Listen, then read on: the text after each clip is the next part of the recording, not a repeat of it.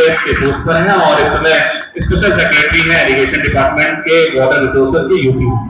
तो एक बार मैं निवेदन करूंगा सर से कि सर आप यहाँ आए और इस सरोज परिवार के लिए, अपना ये सरोज परिवार है, इसके बारे में सभी को थोड़ा सा इस बार अपना विचार रखें, अपना से बचा सकते। तो सबसे पहले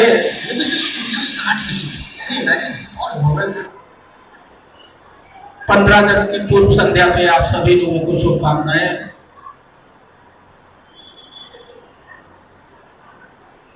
आप लोगों ने मुझे यहाँ इनवाइट किया, मुझे आने का मौका मिला और आप लोगों की बातें मैं सुन रहा था।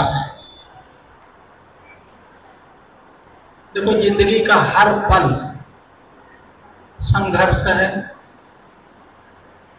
और वो संघर्ष आपको बहुत कुछ देता है, प्रोवाइडेड आपके अंदर लेने की क्षमता हो। अभी मैं आप लोगों की बातें सुन रहा था, आप लोग कह रहे हो कि बच्चियों ये सब, देखो ये जमाना है। मुझे याद है कि 50 साल पहले या 20 साल पहले मैंने बच्चियों का हालात देखा, आज में बहुत बड़ा परिवर्तन है। वो चीज नहीं रही, बच्ची बच्चे में फर्क काफी मिट चुका है। गांव में हम जाते हैं तो वहां भी बच्ची जीन्स पैंट पहन के घूमती है, घर घर में बच्चियां जीन्स और टॉप पहन रही हैं। मैंने अपने गांव में खुद देखा है, तो मैं इस बात से सहमत नहीं हूं। दूसरी बात, बहुत सारे, इसका ये मतलब नहीं है कि चीजें खत्म हो गई हैं, डिस्क्रिमिनेशन नहीं है। आप इंडिया की बात छोड़ दीजिए, अमेरिका में आज तक महिला राष्ट्रपति नहीं बन पाई है। पता नहीं, पता आपको? जहाँ कहते हैं सब कुछ फ्री है, महिला आगे है, फलाना फलाना फलाना, आज तक अमेरिका का राष्ट्रपति, जैसे अपने यहाँ PM होता है, वहां राष्ट्रपति नहीं बना। हिलेरी क्लिंटन चुनाव लड़ी थी, पहली बार वो चुनाव लड़ी और हार गई। तो देखिए, ये जो समस्या है मेल फीमेल का, ये हर जगह है। हमारी पोजीशन धीरे धीरे काफी अच्छी हो गई। जैसे मैं अपना ही बात करूं, मेरे पास बेटा है, बेटी है, बेटा बड़ा, बेटी छोटी है, तो हम बेटी को ज्यादा प्रीफर करते हैं। बेटी ने जो भी कुछ कह दिया, क्योंकि बच्चे होते हैं, आप भी एक बात, उनमें उतना वो सेंस नहीं होता, ग्रेविटी नहीं होता। तो जब एक बात माँ बाप उस बच्चे की चीजों को इवेल्युएट करके कहता तो बच्ची को बुरा लगता है। क्यों? उसकी अच्छाई बुराई को नहीं समझ पाती, वो तो जो आया कह दिया। तो माँ बाप बहुत बड़ा हितैषी होता है। जैसे मैंने इनकी बात सुनी कि बाप ने कहा इसको जहर दे दो, ऐसे बहुत सारी घटनाएं सुनने को मिलती हैं। और मैं आपको दूसरी बात आपकी हौसला अफजाई के लिए कहना चाहता हूं कि आपको जो बाहर से दिखता है ना कि ये बड़े खुश हैं और बड़े अच्छे हैं, उनका चेहरा बड़ा खूबसूरत है और कपड़ा बहुत अच्छा पहनते हैं, बहुत पैसा है, 10 गाड़ी है, अगर आप उनके अंदर जाके झांक के देखोगे ना तो आपसे ज्यादा दुखी मिलेंगे। क्या? आपसे ज्यादा दुखी मिलेंगे। हर फील्ड में, हर जमात में, चाहे नेतागिरी हो, चाहे ब्यूरोक्रेसी हो, हर जगह दिक्कतें हैं। लेकिन वो दिक्कत कोई कहता थोड़ी है ना, बताता है। आप लोगों की जो कहानी है, मैं भी यही सोच रहा था, आप लोगों की कहानी बहुत लोगों को बहुत कुछ दे सकती है। तो मैं तो चाहूंगा कि आप लोग एक किताब लिखो, सब लोग अपनी अपनी एक स्टोरी लिखो। कंट्रास्ट है आपके स्टोरी में, क्या कि आपने कैसे वो मुसीबत झेला, एक पेज, और दूसरे साइड में पेज के आपने कैसे इससे उबर करके आप एक खुशहाल जीवन जी रहे हो। यहाँ अच्छे अच्छे तो शादी होती नहीं है, इनकी शादी हो गई, बता रहे बच्चा भी है। क्या? जिसका चेहरा अच्छा है उसकी शादी नहीं हुई है, मैं कहूँ कितना बता दूं। इसकी भी शादी हो गई, बच्ची है, उस बच्ची में अपना चेहरा देखती है। तो मेरा ये कहना है कि आप लोगों से मेरा ये अनुरोध है कि आप लोग इस पर एक बुक लिखिए। आप लोगों की ये इंस्पायरिंग स्टोरी 10-12 लोग अपनी चीजों को लिखिए, मैं छपवा दूंगा, अच्छे प्रकाशक से छपवा दूंगा। और उस किताब का नाम कुछ ऐसा रखेंगे कि वो किताब पढ़ने के बाद आदमी कितना भी हताश निराश होगा तो उछाल मार जाएगा और अपनी जिंदगी को बचा लेगा। बहुत बढ़िया स्टोरी और बुक लिखी जा सकती है। मुझे सबसे अच्छी बात लगी आपके आलोक दीक्षित जी की, कि उनका दिमाग एसिड पे गया, उन्होंने छाव नाम की संस्था बनाई और मैं आने के पहले मैंने रिसर्च करवाया कि तो पता लगा मुझे लखनऊ में, आगरा में और एक दिल्ली में आपके 3 सेंटर्स हैं। तो सभी लोगों को आलोक दीक्षित के लिए ताली बजाना चाहिए, बजाइए, बहुत बढ़िया काम कर रहे हैं वो। ठीक है, यहाँ लोग अपने घर की केयर नहीं कर पाता है, और आप जैसे लोगों का वो केयर करके फैमिली बनाएंगे तो really he is a great person. I don't know, Alok Dixit का मैं मिला हूं, लेकिन जो उनके पीछे जो काम है वो काम बोलता है। ठीक है, तो दूसरी बात मैंने पहली बात कही कि आप लोग एक किताब के रूप में लिखने की कोशिश करिए। मैं सब कुछ करवा दूंगा, फ्री में कह के छपवा दूंगा, बड़े प्रकाशक से छपवा दूंगा। ठीक है, जो पैसे उसे खर्चाएंगे सब करवा दूंगा। और ये काम आप लोग डिस्कस करिए, आप भी डिस्कस करो।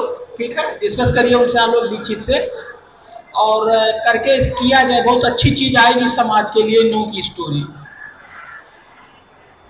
मैं अभी आप लोगों के बारे में सोच रहा था। देखिए है क्या, every crisis is an opportunity.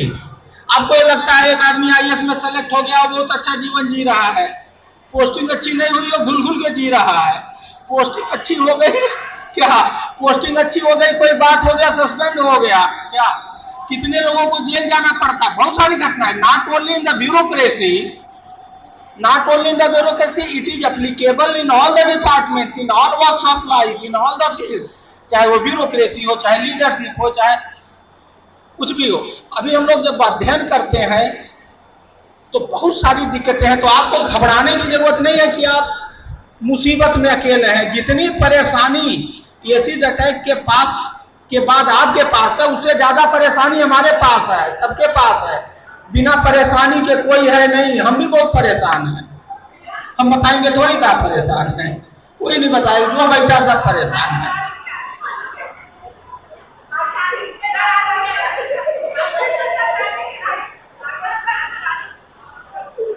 हम क्या परेशान है, अपनी परेशानी बता दें।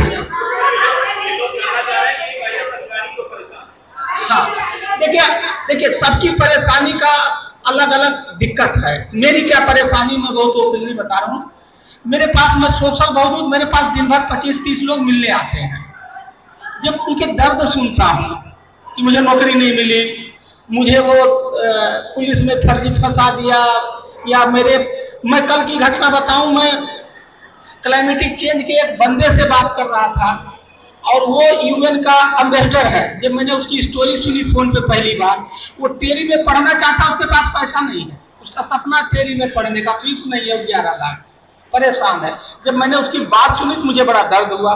तो मेरी परेशानी यह है कि जो समाज है, इसमें आदमी कहीं ना कहीं किसी न किसी वजह से, कि कोई बेरोजगारी की वजह दिक्कत है, किसी दुकान बंद हो गई, तो कोई चुनाव लड़ना चाहता है, अच्छा आदमी है, उसको टिकट में नहीं मिला, क्या कोई बहुत अच्छा आदमी है, उसको पोस्टिंग नहीं मिली, कोई एनजीओ बहुत अच्छा काम कर रहा है, उसको फाइनेंस नहीं मिल रहा है, गधा घोड़ा और नंबर 2 वाले को मिल रहा।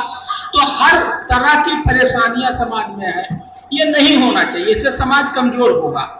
क्योंकि मेरे पास रोज रेगुलर मेरे पास 15-20 लोग आते ही आते हैं, क्या, और मैं उनकी बातें सुनता हूं, उनकी मदद करने की कोशिश करता हूं। तो मुझे इस वजह से ये मेरा दर्द है।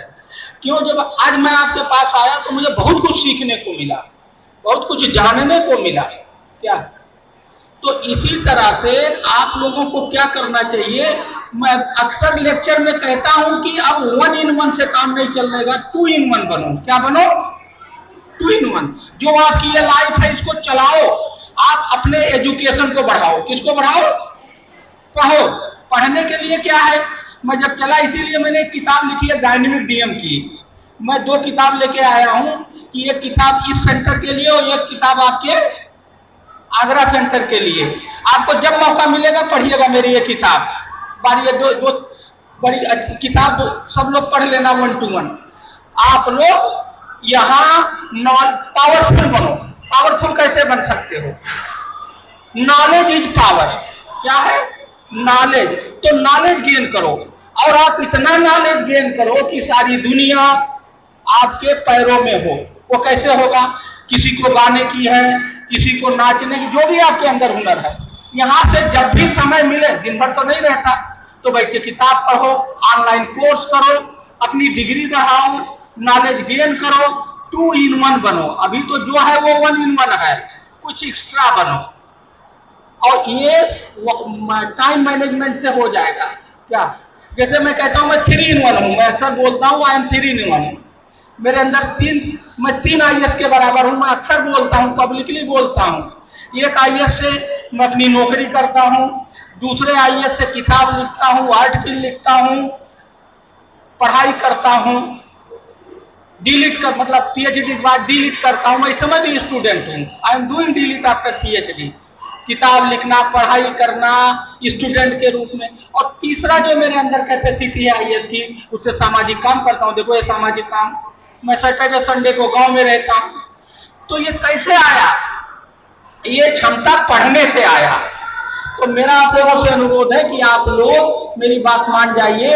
ऑनलाइन अब कहीं कुछ नहीं जाना है, ये जो मोबाइल फोन है इसी पे पढ़ो, ऑनलाइन कोर्स करो, डिग्री बढ़ाओ, और कोई ना कोई ऐसा हुनर पैदा कर लो, लिखने का, नाचने का, गाना गाने का, मिमिक्री का, गाली देने का। गाली, अच्छा चीजें बताइए, वो जो कपिल शर्मा है, जो वो बातें कहते हैं जिस पर दुनिया ठहाके लगाती है, वो बात आज भी जाए गांव कह दो तो मारेंगे 4 जूता, नहीं मारेंगे। वो गाली, गांव में उसको गाली ही कहते हैं। लेकिन आज के डेट में नहीं, यही वो जो एक वर्ड के 5 अर्थ निकलते हैं जब वो बोलते हैं, लोग ठहाके लगाता है। वही बात आप गांव में कह दो तो झगड़ा हो जाएगा, मारपीट हो जाएगी, कहेंगे गाली दे रहा है, घुमा के गाली, जिसको कहते हैं कांट कसना, नहीं होता था। तो आज के डेट में ना गाली बुरी है, ना टांट बुरा है, हर चीज अच्छी है। आपके अंदर उसको पॉजिटिव बनाने की कला हो। तो दीक्षित जी का बड़ा शुक्रगुजार हूं। मुझे ये कहाँ गए वो श्रीवास्तव जी, हाँ ये हमारे, मैं बस्ती रहने वाला, ये आए मुझसे मिले, कहने लगे सर आपको चलना है। तो मैंने कहा मैं 2 साल पहले वहां चाय वाय पीने तो गया था एक बार, मैं आया था, कोई कहा यहीं मिलेंगे तो आया था, तो मैं मिला हूँ, 2 साल पहले आया। लेकिन इतनी बहुत सारी स्टोरी नहीं मैं जानता था, क्योंकि मैं आया यहाँ तो फिर मैंने पढ़ने की कोशिश करी। हमने अपने ऑफिस से कहा मुझे इसका डिटेल निकाल के दो, क्या है कैसे है, तो इन्होंने डिटेल निकाल के दिया। तो मैं थोड़ा समझ के आया कि आखिर कहानी क्या है। अब आपसे सुनने के बाद आंखें खुली की खुली रह गई। और लास्ट में मैं ये कहूंगा कि इस कैफे को आप लोग मॉडल कैफे बनाइए। क्या, इसको ग्रीन कैफे बनाइए। क्या बनाइए? Green cafe. जैसे यहाँ नो प्लास्टिक, इस कैफे में प्लास्टिक ना हो, इसका बोर्ड लगाओ, कीमत भले ही 5 रुपया बढ़ा लो, आएंगे। ग्रीन कैफे बनाओ, जैसे ये पानी पी रहे हो ना, किसमें, प्लास्टिक में नहीं, मिट्टी का बर्तन, कुल्हड़, इसको ग्रीन करो, प्लास्टिक फ्री करो। ग्रीन कैफे की यहाँ हर चीज बायोडिग्रेडेबल में दो। अभी इसी की मार्केटिंग करो, इसके अलग क्लाइंट होते हैं, इसकी कीमत अच्छी मिलेगी और पूरे देश में नाम होगा।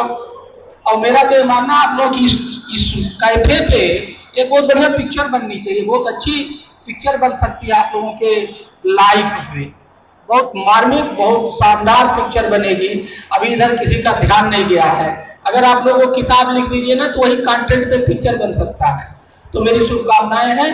और आप कभी भी हताश मत होना कि मेरी आंख खराब है और मेरा मुंह टेढ़ा है।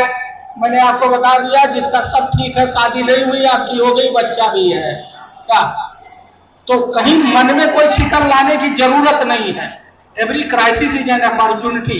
ये जो आपके जिंदगी में क्राइसिस आई है, ये मुसीबत नहीं है, ये आपको आगे ले जाने का एक रास्ता लेके आया है। Always think like this, then you will not feel any sorrow and you will grow and you will get your height, you will reach to your aim. Thank you.